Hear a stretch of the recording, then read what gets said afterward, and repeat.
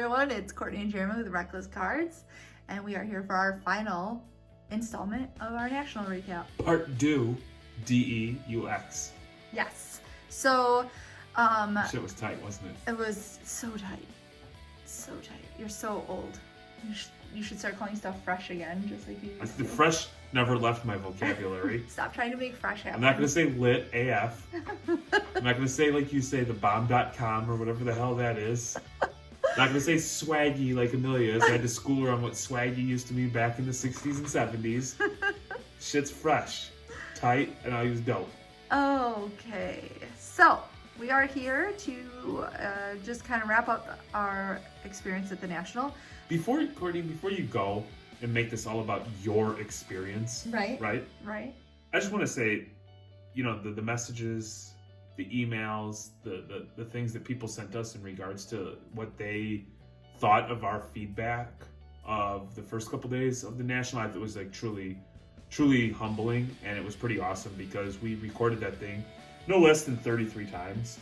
And ultimately, we just decided to be ourselves. Yeah. And we understood, you know, a lot of people are going to hate Courtney, but, you know, that's my wife, and I'm going to stand by her, you know, until, like, maybe she's, like, a little bit older. You know what I mean? I mean, I completely don't blame you. I will probably be a hideous older person, so. Yeah, and I mean, that's why I will... I mean, he's only with me because he thinks I'm pretty right now. Right now. Eventually, that's going to change. So. You're so pretty right now, I can't even record this video. Can't keep my hands off myself. Oh, my God. And you, I suppose. It's...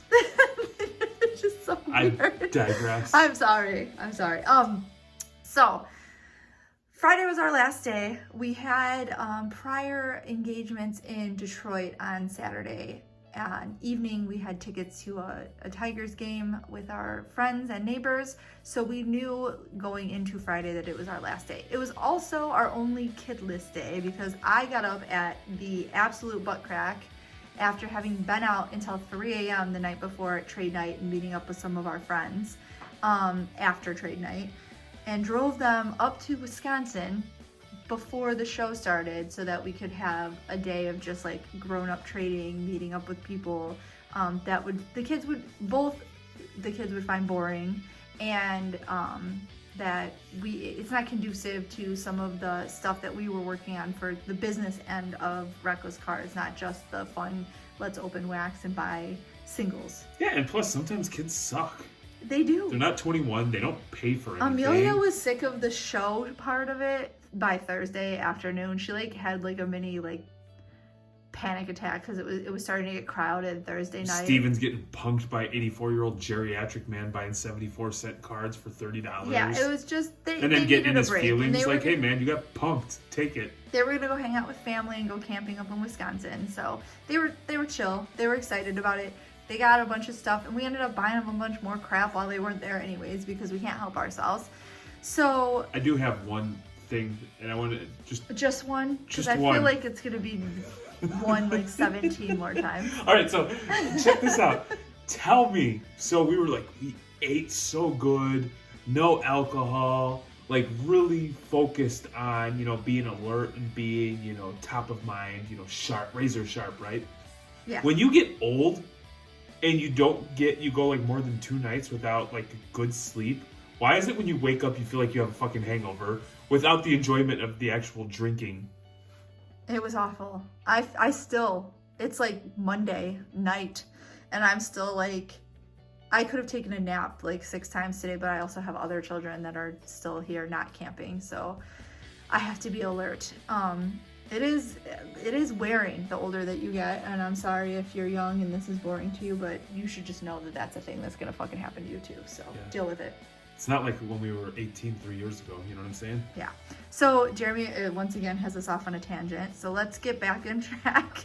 So we got up early, dropped the kids off, and headed over to the show where we were going to meet up with someone that we really respect and we hadn't ever met in person, Kevin from Limestone Cards. He has taught us, and actually the Zeke crew that he's part of and Denny Sports Cards, they are awesome. They do a lot of just information videos about like 90s sports cards and just to do it. They're not getting anything out of it other than, you know, us saying how cool they are. But we were real excited to meet up with him and walk the show with him, and I cannot say enough good things about him. Yeah, we are definitely both 100% better hobby participants as a result of spending time with Kevin and, you know, just tapping into that wealth of knowledge that's available. So it was just truly an honor and a pleasure to be able to, you know, attempt to walk the show and, you know, kind of pick his brain and kind of talk shop and see what he's looking at, see what I'm looking at, you know, bounce ideas off of each other, see where, you know, we both think, where the three of us think the market is going. And unfortunately, due to the fact that there was 743,000 people who decided not to wear deodorant and smell like weed smoke, and had no etiquette, getting to sit at a booth and go through cards and do that was probably not as enjoyable as it could have been. Yeah, and you know, another thing is with it getting as crowded as it did on Friday, I am an entire foot shorter than Jeremy and probably like 6.5 feet shorter than Kevin. Yeah, because he's fucking dude's 14'9". Minimum. Did fucking dunk on Yao Ming, put his sack in his head, man. I'm like trailing after the two of them, and I can't see shit, and they're like, at least they're tall enough that I feel like they can see over people's heads. I couldn't. So I kept getting lost, and then I'd be like looking for them, and Jeremy was wearing like a hat for like the first half of the time we were there, and then he took the fucking hat off, so I'm like searching the crowds for his hat, and I couldn't find it. So I just gave up, and I went and found Eric and chilled with him for a little while. Well, I mean, you know, if you're wearing a 5950, the New Era fitted, and it got 147 degrees, and I wasn't about to put a sweat drop, you know, a little perspirate, I wasn't about to ruin the hat for that. Yeah. Luckily for me, when, you know, Limestone and I would get separated, I would just look into the fucking heavens and look for the absolute Paul Bunyan of a human being. Yes. You know what I mean? Yes, glorious, like, Herculean tall man just wandering around. So when we recap at the end, my overall experience is going to be, you know, damn near perfect. But I will say, if your intent was to show up on the weekend, buy, sell, trade, right, at the show, specifically at the show, I think your experience probably wasn't the greatest.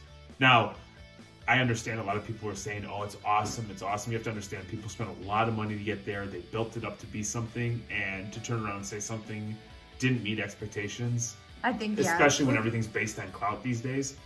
But for me, for Jeremy, that day at the show kind of fucking sucked in regards to looking at cards, buying cards. Agreed. And I 10 out of 10, I agree with Jeremy. I think that the show for me, the actual show, not any of the post-show trade nights or like events that were sponsored by other, hobby shops or people in the hobby, the actual show was more of an experience than somewhere where I was going to try and do business or buy something. And, unless you're there looking for a Grail card and you have money to burn, it was hard to do deals there. I think it was cool that I got to see cards that I had never knew existed. I got to see like a lot of things, just hobby specific, that were super cool. But it was awesome watching the kids rip packs. It was cool, Topps was doing like print your own sports cards, and everyone was giving stuff away, and it was like a real sense of community. And I felt like seeing the amount of people there like involved in it made me feel really good about the direction of the hobby. For sure. But that was the extent of the show for me personally. Now, obviously other people have had different experiences, and you can see all the videos of the people like with their fat stacks of cash. Yeah. That wasn't us for this show. It was like going to an expo and checking out the pulse of the hobby for me. Yeah, so we talk about networking, and it's funny because we're at the show, the experience is probably not the greatest, and all of a sudden, opportunity knocks. It did. So that morning I dropped the kids off in Wisconsin, and I was just like briefly chatting with my brother on Facebook, and the next thing I know, this guy that we had been messaging with about cards because he saw me talking to my brother about cards, and shoes, because of course those are so really closely wrapped up in each other. He messaged me and was like, hey, you guys are close. Do you want to come pick up this lot that we've been talking about? And because the show was sort of like a meh and we weren't really making any moves there, we decided, what the fuck, let's go. Yeah, we knew we had to be back by, roughly midnight for a meeting up at the Hyatt bar. And we looked at the GPS and we're like, this is doable. Let's go. We can make it happen. Now, I'm going to tell you from a place of, let's just say, comfort, where, our bills are paid. We have jobs, we have insurance, all that stuff. There isn't like a absolute need to kill yourself to accomplish buying cards. I will say that I was hardcore inspired by all the young kids out there hustling. And I was just looking like, man, there's no reason I can't have a 6-figure card if this kid who's sleeping on the floor of a hotel, who doesn't have an Uber and is just willing to work hard. Here's an opportunity. What's stopping me, like the inconvenience of driving to Wisconsin. Yep. So let's go treat ourselves. Let's get a good bite to eat. We stopped at Bona Beef. Oh, Bona Beef. Now, everybody's talking about Portillo's. Those are the tourists. True people know you get a good Italian beef, you go to Al's or Bona. Absolutely, because Portillo's are fucking sellouts. They used to be good. So anyway, we dip out of the show, and at like 3-4 o'clock, we start heading El Norte and go up into Wisconsin to purchase sports cards. A big lot. And, we're not going to go into the nitty gritty of that because this is a national recap video, but we did pretty well on that lot, and it was definitely worth it. And had we not gone to the national, had we not been in that area, had we not taken the initiative to just go and do it, we wouldn't have gotten this like legitimately awesome lot, of which you see some of the like neater, more interesting pieces. Not necessarily the most expensive pieces, but we're big Jordan fans. And here's the thing, I sure as hell wouldn't drive from where we live in Michigan to Wisconsin to go pick up cards. No, for sure. And since we were already there and it was happening, we did it. It was cool. And we made it back in time to go meet up and have cigars with celebrities. I don't want to say. I mean, I'm sure to them I'm a celebrity, but I like to think of myself as just a blue collar, next door neighbor type of guy. Sure. You want to know the kind of guy Jeremy is? We get back at midnight and the bar is closed. I was so pissed because we Ubered over and I'm like, okay, this is Chicago. It's a nice hotel. The Marriotts that I stay at, even if the bar closes, you can go into that little like general store thing and you can buy a beer. Everything was fucking closed. Yeah, the Hyatt sucks. And I'm 10 out of 10. Oh, and then they were closing the bar as we got there, and the bartenders were super rude and mean. I was like, I'm not gonna go and smoke a cigar and not have I don't have fucking water, I don't have coffee, I have nothing. I at least want to have a couple beers. And so I walked away, and we're meeting a group of people, and I gotta show out, girl. No. I don't know why we're telling this whole like long ass story. He went and like chased people down in the parking lot and paid them for their beer that they had. Yeah, essentially. And if anybody knows me, knows that like that's not my comfort zone. I don't want to talk to complete strangers. But basically, I opened up my wallet and said, I've got a lot of cash, and so I will tell you right now, a 6-pack of Michelob Ultralight in the city of Chicago right now, the going rate is like $70 to $80. eBay counts. And I set the market. Did I overpay? Maybe, maybe not. Was it worth it? But let me tell you something. Yes. I walked up and somebody said he did it, and it pissed me the fuck off that anybody doubted me. It's ridiculous. So people doubted me though. They did, but I knew he was going to come back with beer. I knew he wasn't coming back if he didn't have beer, and I would have to Uber my way home. That's correct. I want to tell you something. I was like, fuck, I'm gonna be gone for like an hour or two. I'm gonna get in an Uber, I'm gonna drive somewhere, and I'm coming back with something. It was ridiculous. But thankfully, he found people in the parking lot with beer randomly. But thankfully, my wallet was loaded with greenbacks. Yours. Fat stacks. It actually wasn't. We spent all of our money. So I think, overall, it was awesome. We spent the night going to yet another trade night at Lowe's. After that, we had the cigars, we had the beers, we went over to Lowe's. But get this, when we're at the Hyatt, and I don't want to speak on too much because just out of respect, and I don't know these people like that where I can speak at it, but you have people like Kevin Negande from ESPN hanging out, just talking about sports cards, and people sitting around at a table, opening up their stock Xboxes, pulling out slabs, showing off the cards that they picked up. So it was like a really cool experience to be around like-minded people that are just showing off their cards and like really care about the community. Agreed. And we didn't bring our cards with us because we fully intended that night to just we were going to be around people who knew so much and were I would consider experts in the hobby, and I wanted to just pick their brain and listen to what they had to say versus being like, hey, buy my cards, because that wasn't the place that we were at with that night. And then we ended up walking over to the Lowe's, which was like kitty corner from the Hyatt, where we were having drinks and cigars, and we stayed there until 5 a.m. just watching people do deals and listening to people talk about the card hobby and a lot of the politics of the card hobby, which is crazy that like little pieces of cardboard can elicit so much like drama, but it does. So helpful though, because it helps you understand people's prerogative, and it helped us, I think, better identify how we want to navigate. We're working on some stuff. I don't want to say big. It's big to us because it's important and we care. I don't want to overstate it, where if somebody's listening to it, it's because people throw big all the time and it's always lackluster. But we're working on something big, and I felt like that night, that meeting, whatever you want to call it, I feel like we made major progress, and I'm hopeful to announce something soon. Yeah. So overall, it was not.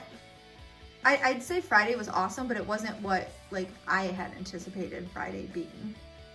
It was with the trip to Wisconsin to buy the lot, and then it was a curveball, but it was, everything in the hobby is so fluid, and if you're not willing to move when the opportunity is there, you're gonna miss out. Like we missed out on that Luca card.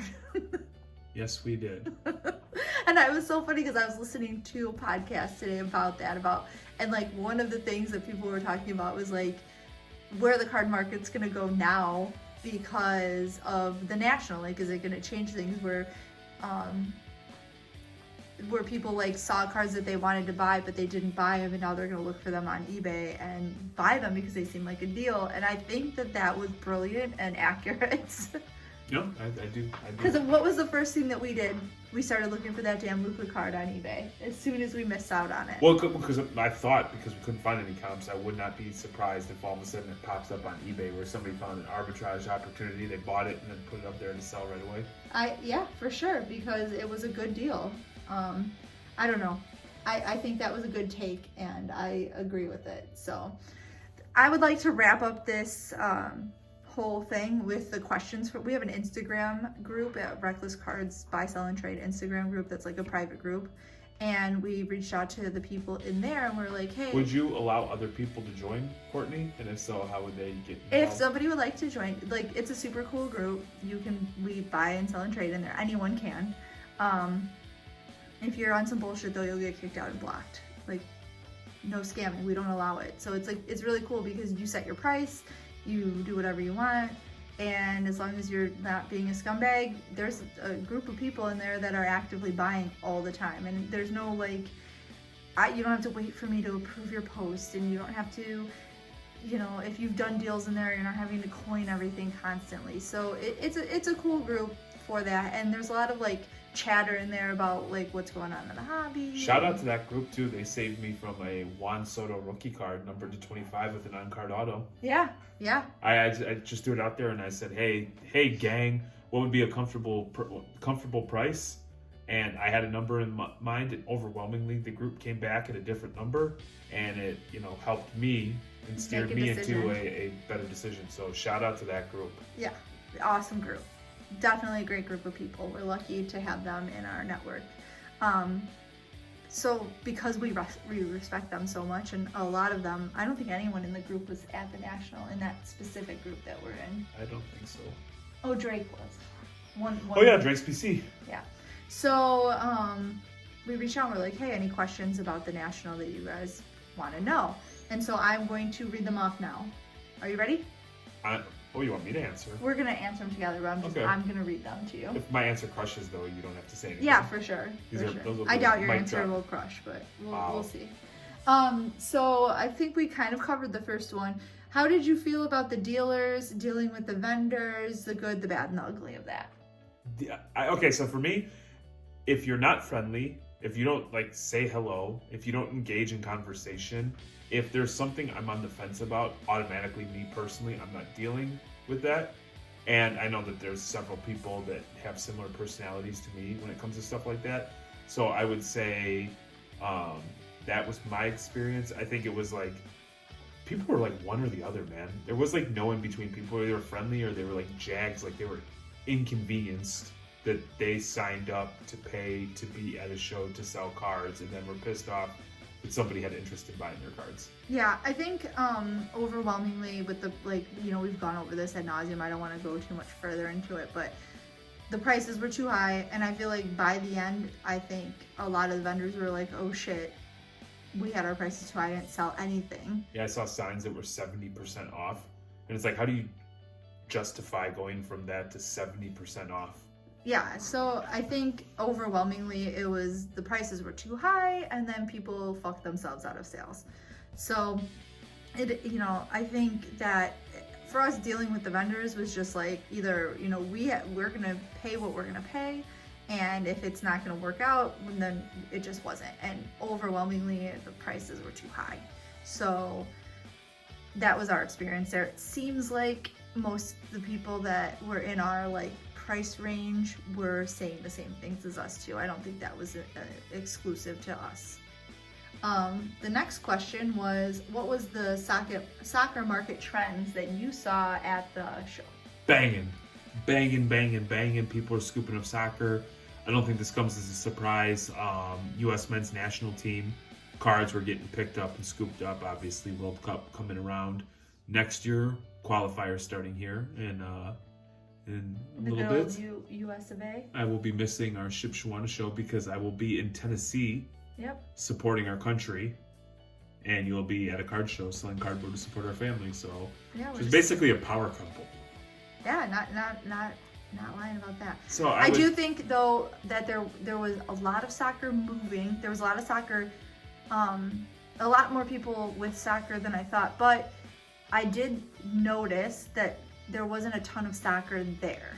Like the places where there was soccer were selling like mad, but not every vendor, and not even, I would say even 50% of the vendors had soccer. I think that's fair. And they weren't interested in your base Mbappe. Absolutely World Cup nobody Prism wanted card. base at all. They were not buying base. And I think that's pretty reasonable because there's just a ton of soccer product out now, and you can color up pretty, like, I mean, it's expensive, but there's plenty of color out there. Why would anyone want to buy a base? Right. And also on trade night, a lot of the people who were into soccer were complaining that people did not bring soccer to trade.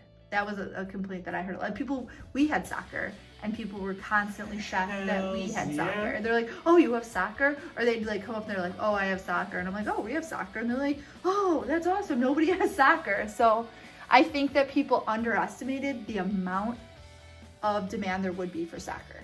It's because So the show is heavily influenced by the old-time collectors and the old-time vendors. Mm-hmm. Obviously, they're probably not soccer guys, and they also dictate like kind of where the show is. I also think that a lot of these older guys they're really set in their American ways, and they forget that soccer, while it is not the biggest sport in the US, it is the biggest sport in the world. So these guys who have influence, which the show admitted, I was listening to Cardboard Chronicles, said that these guys have major influence on them. So it doesn't surprise me that there wasn't as much soccer as you'd expect. I would be willing to wager that there was probably more soccer in Atlanta or the Dallas show than this, when the newer shows are like, from my perspective, are more hip and young and more well-rounded. Do you think that the direction, I feel like this was a record-breaking show in a lot of ways. This was the most amount of people ever there. There was a lot more filming. There were people like in the influencers, which was never a thing before 2020. Do you think that it's going to change the show and the culture and the face of the show next year in Atlantic City? No. You think it'll be exactly the same? I think there's going to be more people probably with cameras. There's going to be more pictures of stacks of money next to cards. I think I'm going to go out on a limb because we're going to go next year.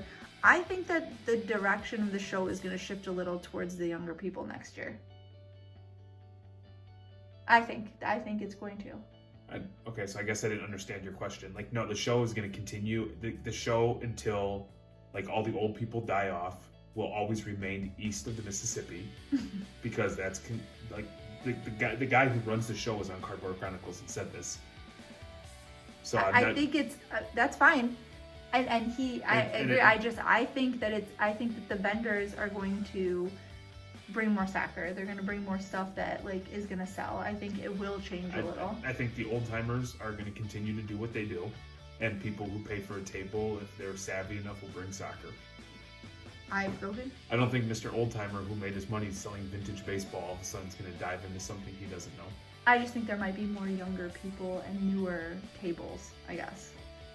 Definitely. But like the people who are running the show are going to be the same people that are running the show until they're not running the show. That's fine. All right. Actual hobbyists versus money grabbing people at the show. Ooh. So you had somebody like me who's out there as a hobbyist. You had somebody like Courtney just grabbing cash. I would say probably like 50-50. I think it became very apparent, and we learned a lot that there's a lot of fake people there. There's a lot of people who are ready to take advantage of others to make a buck for themselves. And so I would say, like, to me, 50-50. I agree with you. And I'm going to go further and just say that it doesn't bother me that there's people in it that are just for the money. Like, obviously that's not where we're at, but they're still going to buy my cards when I sell them. They're going to buy your cards when you sell them. And, you know, they don't have the knowledge to make always the smart plays. They're like, when you can't buy hobby at retail at Target and flip it, and you're mad and now the hobby's crashing, maybe you shouldn't be in the hobby. And if you're going to continue to be in the hobby, you're going to have to actually learn and educate yourself. So it's probably good for them to be at the show and learn some things. Well, I also, like, it helps you understand, like, when the pure hobbyists are talking about education and helping those out, it's so you don't get taken advantage of by those people. Right. Agreed. I agree. And I think that here's the thing, there has to be money in the hobby. There has to be people interested in buying stuff and pushing, for more money to be brought into the hobby, so people who actually are collecting and people who are trying to color up can sell their stuff. So, as long as there's people in there willing to spend money in the space, it sucks that sometimes they aren't, like, doing it for the right reasons, but I'm not mad at them for being there. No, I agree. Experience of trade night, like, I feel like we've covered this pretty well. If you can't make the show, I could see going to Atlantic City next year, not even attending the show, and having a very similar experience. Yeah. Because the who's who, like the Sasha T's, the Ryans, guys like that, are at trade night. They're wheeling and dealing. Mojo breaks. You actually have a better chance of, like, meeting these people and talking to them up close at the trade nights. Yeah. And so, to me, like, trade nights were incredible. Like, people were still bringing $100,000 cards. You better believe that the next trade night in our area, I will be there because I slept on it. And you get a feel for what's going on because you're actually in the trenches. You don't have to wait and be reactive. So if you feel like there's a groundswell for something, you can be out in front of it. So trade nights, if you're gonna go, be prepared. Go to trade nights and rock and roll. Yeah, I think trade nights were, for me, the best part of the National. Like, the amount of people that were there and that were, like, really actively engaged in the trade nights was so cool to see. It felt like more like the grassroots part of the hobby to me. It felt like the real, like the real hobbyists. I would say the money grabber stuff that you see at the show, you're not seeing that as much at the trade nights because these are people that genuinely know the cards, they know what they're doing, they know what they want, and they're there, because they know what they're doing. For sure. So, last question, non-sports cards. Were there a ton of them there? Did you feel like that was a thing? I saw 3 Pokemon cards and like 2 Garbage Pail Kids cards, and you tried to buy one of them, and the guy was only like $300 over comps. Yeah, it was insane. No, so yeah, well, in fairness, it is the National Sports Collectors Convention. It isn't the National Card Collectors Convention. So there was more memorabilia, jerseys, bats, signed auto, balls and helmets and shit like that than there were non-sports cards.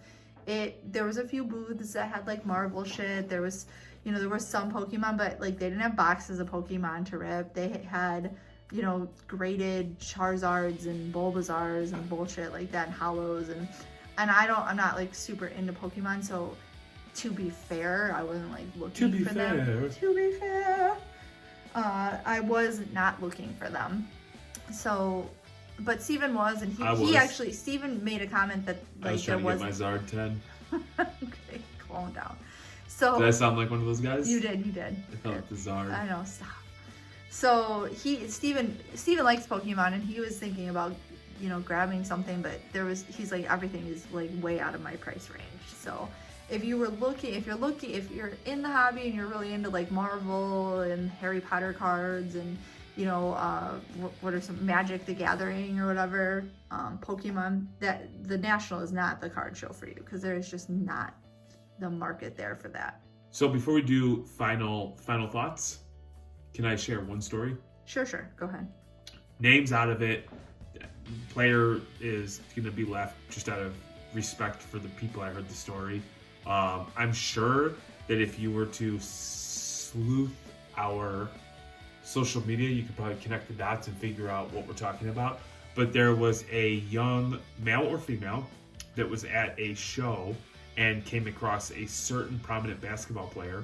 This card, or a football player, was being sold, and the person who was selling it didn't know much about it, asked for a price. The person who was buying it quickly identified, that's fair, went and pulled out, let's just say, low 4 figures to pay for the card, brought it to the show fully expecting to get it a 9, paid $1,000 to get it graded that day, and was doing the paperwork, signing the final things, and they presented the card and they kind of turned it over like what is fancy, this hand motion, like a fancy, like what is this hand motion, like displayed it? Like displayed like that, and it gemmed. And so this person was into this card mid 4 figures, and within a couple of hours had already received an offer in excess of $200,000 for said card. And it was just an awesome story. The person was still floating on cloud 9. They were in like a place of awe, because that's just incredible. It was like, to go there with a card that you paid a good amount of money for and have it gem and then be worth like what someone would buy a house for was probably insane. And like, I can't even imagine. I do imagine what that would be like. Yeah, all the time. And I will add that it is a insanely low pop card, and he has a pop 1 card that every other collector in that space wants. And so yeah, fucking just didn't. When people talk about the stories, that was one of those stories that are just incredible. Yeah. Like, that was like the magical story of the National, for us, like where we actually knew the person, not just a story where it was like a random. I felt like I scratched like a scratcher and won like $500. So I'm like, this is pretty fucking cool. Yeah. This is like, I feel pretty good. This is pretty fucking cool. Yeah, it was insane. All right, so why don't you give your little final thought about the show, and then I'll do mine. Okay, so final thought about the show. I was reflecting today, thinking about it, and one thing that is overwhelmingly clear to me is I absolutely love and adore this hobby. Since before the show started, from sun up to sundown, everything we've done is preparing for the show, execution at the show, coming down from the show, pricing cards, selling cards, talking to people, creating relationships, strengthening relationships. I went to the show. It wasn't exactly what I expected, but it was pretty damn close. I felt good about my experience. I can understand. I know a lot of people left the show early because they were just overwhelmed. And I get it. I think that's really, really cool. For us in the future, I think we would stay 2 more days. That way I had more time in the evenings to spend time with people. Not so much to be at the show, but to, whether it was being invited to lunch, being invited to dinner, not being spread thin. That way I had more time to spend with those people. Grateful for the experience, learned a ton. And the thing that's been consistent from the first day is I left with an absolute appreciation for how hard those young kids hustle, how hard they grind, the things that they're doing. And if anything, it just inspired me to step our game up at home and be better about what we're doing, because now Courtney's want and desire for a Jordan rookie is fucking insane. Every eBay watch is Jordan cards, and that's not going to happen unless we put in the work over here and, climb the ladder ourselves. So overall experience, it was awesome. Love to have more time to spend with people. And 9.5. Centering 10. It's a BGS joke for all my peeps out there. Jesus, my God. I am going to... Where can the fine folks follow us, Courtney? Oh, I don't get to tell my final thought? You asshole. I know that Jeremy's final thought was 82 minutes long. Mine is going to be quick. I'm not gonna lie, it was like coming off the summer or the spring where card prices were like through the roof and everything was super exciting, and then we kind of gone through a dip. I feel like the National and going to that and experiencing it, like, because we had never done that before, revitalized me in the hobby. I feel like I was starting to, I love the people and I love the cards that we have, and I could feel myself starting to be like, oh, cards, and I think that this was just like the perfect timing for something like this for me personally. And the National saved our marriage. It saved my my enthusiasm for cards. But I do, and I wonder how many other people were like starting to like feel like about cards, because it has been rough out there for people who got in when it was high. Luckily, we didn't get in when it was high, but there were people out there that got in with it when it was high. And I wonder if like the hype and the excitement and the fun of like watching the National or watching people's videos if you couldn't go to the National and seeing how excited everyone has been and like how many people are still so invested in the hobby. It kind of like pumped some like blood back into my feelings for it. So I think that's my final thought. It was really worth it for me in that sense. No, well said. I think the kids would agree. It was the time of their life. I think it exceeded all of their expectations, and I'm ready for next year already. The communication we've had with people that we've met is awesome, and it's also been nice to be able to share with the people who couldn't make it there, whether it was for work obligations or weddings or whatever the case may be. So yeah. All right, so if you liked this episode, this is another long one, you can go ahead and subscribe, hit the little bell so that you can get notified when we have another episode. Leave us some comments about what you think, and if you went, how you felt about it, if you agree with us, if you disagree with us. Just, give us a little feedback about your experiences. And then we can also follow us on Facebook at Reckless Cards, at Instagram at Reckless Cards, TikTok at Reckless Cards, Discord at Reckless Cards, and Twitter at Reckless_cards. Bam.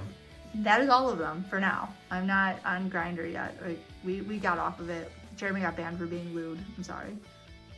Being lewd on Grindr. Yes.